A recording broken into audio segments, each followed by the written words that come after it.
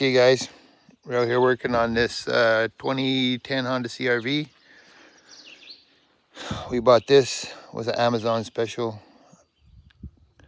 manifold donut. That's what's left of it. Now we're going to try one from a parts store. That's the parts number. Yeah, sometimes Amazon don't make the best stuff. That's where it goes. Now let's put it on. And there it is installed. It takes a bit of effort to push it on, but that's it. Now we just attach it all.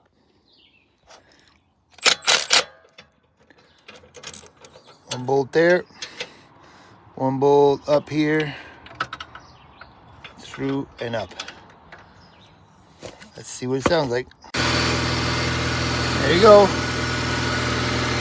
Not bad. I think it has to just seat in. Should be good to go.